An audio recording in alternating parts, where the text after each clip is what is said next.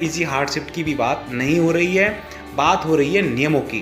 किसी देश में यदि कोई व्यक्ति मर्डर करता है और प्रचलित कानून में यदि मर्डर की जो सज़ा है वहाँ पर मृत्युदंड का प्रावधान नहीं है, फांसी का प्रावधान है, तो कोई भी मजिस्ट्रेट, चाहे वो उच्च न्यायालय हो या उच्चतम न्यायालय हो, उसका मजिस्ट्रेट उसे फांसी नहीं दे सकता।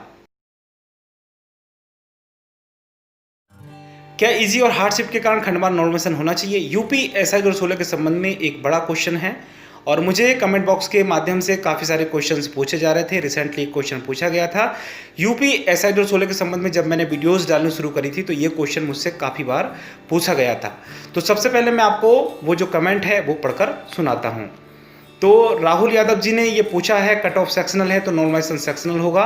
क्या बात करते हो? मान लो किसी शिफ्ट की मैथ टफ आई है, उसके 40 में से 19 क्वेश्चन सही हैं, और किसी की शिफ्ट में मैथ सेक्शन आसान आई है, उसके 21 क्वेश्चन सही हैं, तो 19 टफ क्वेश्चन करके वो फेल हो गया और इजी सेक्शन वाला पास हो गया। ये तो गलत है। जब कट ऑफ सेक्शनल है तो नॉर्मलाइज सेक्शनल होना चाहिए। बैंक में सेक्शनल कट ऑफ होती है तो नॉर्मलाइज सेक्शनल ही होता है, जबकि एसएससी में कोई सेक्शनल कट ऑफ नहीं होती है तो टोटल में नॉर्मलाइजेशन होता है। बाकी समझ गए होंगे। इसका जो रिप्लाई है ये जो सही गलत के आधार पर दे रहे हैं राहुल यादव जी, लेकिन सही गलत से ज़्यादा महत्वपूर्ण होता है नियम की। यानी कि जो नियम विद्यमान में थे जब रिक्रूटमेंट चल रहा है, तो क्या नियम के अकॉर्डिंग वो भर्ती हो रही है? क्या सरकार ने प्रॉपर तरीके से नियम बनाए हैं?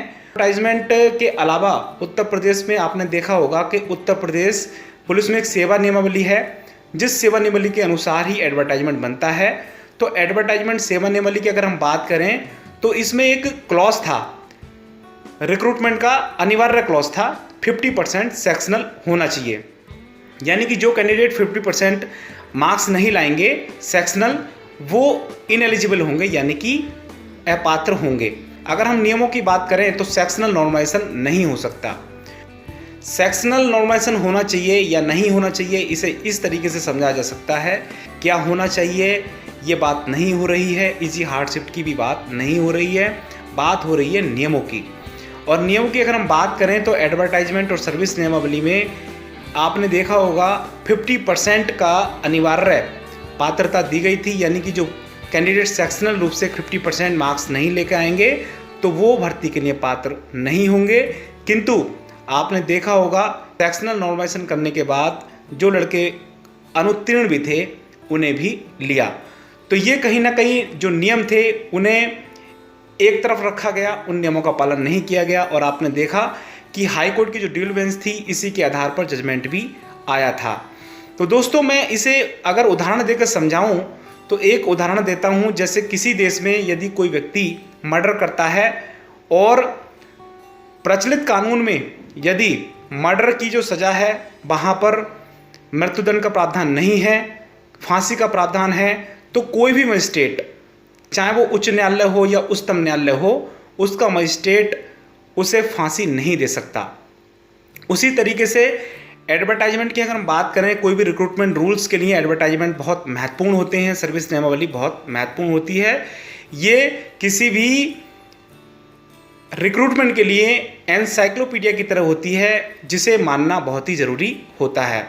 इस रिक्रूटमेंट में जो मुख्य विवाद है वो यही है कि नियमों का पालन हुआ या नहीं हुआ। यानी कि जो सेक्शनल रूप से 50% वाली स्थिति थी उसका पालन, यदि नॉर्मलाइजेशन किया जाता है सेक्शनल तो इसका पालन नहीं होता है, इसे साइड में रखा जाता है, जो कि नियम विरुद्ध है। और अगर बात रही सही या गलत की, तो आप बिल्कुल सही कह रहे हो। इजी पेपर और हार्ड पेपर को यदि एक स्तर पर लाना है तो नॉर्मलाइजेशन किया जाना चाहिए। लेकिन अगर बात करें नियमों की तो एडवर्टाइजमेंट की बात कर लें आप, या आप बात कर लें सर्विस नियमावली की, या आप 28 जून 2017 की जो एग्जामिनेशन से पहले एक नोटिस आया था जिसमें नॉर्मलाइजेशन के बारे में सबसे पहले बिंदु संख्या 4 में जिक्र करा गया था, बिंदु संख्या 9 में उसमें भी स्पष्ट रूप से बोला गया था कि 50% लाने अनिवार्य हैं। तो इन नियमों का पालन नहीं हुआ।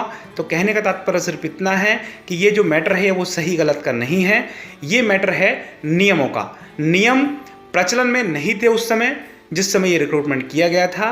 यदि भविष्य में सेक्शनल रूप से नॉर्मलाइजेशन अगर करना चाहती है इजी और हार्ड पेपर को एक स्तर पर लाने के लिए, तो जो गवर्नमेंट है उसे अपनी सेवा नियमावली में परिवर्तन करना पड़ेगा और सेवा नियमावली में परिवर्तन के उपरांत एडवर्टाइजमेंट भी उसी के अकॉर्डिंग करना पड़ेगा, जिससे भविष्य में ये जो मैटर है हाई कोर्ट या सुप्रीम कोर्ट के चक्कर ना काटे। तो दोस्तों आशा करता हूँ इस तरीके के जो क्वेश्चंस हैं आपके मन में जो होंगे उनके जवाब आपको मिल गए होंगे। यदि दोस्तों आपको ये वीडियो अच्छी लगी हो तो कृपया इस वीडियो को लाइक करें, चैनल को सब्सक्राइब करें, अपने दोस्तों के साथ शेयर करना बिल्कुल ना भूलें। जय हिंद, जय भारत।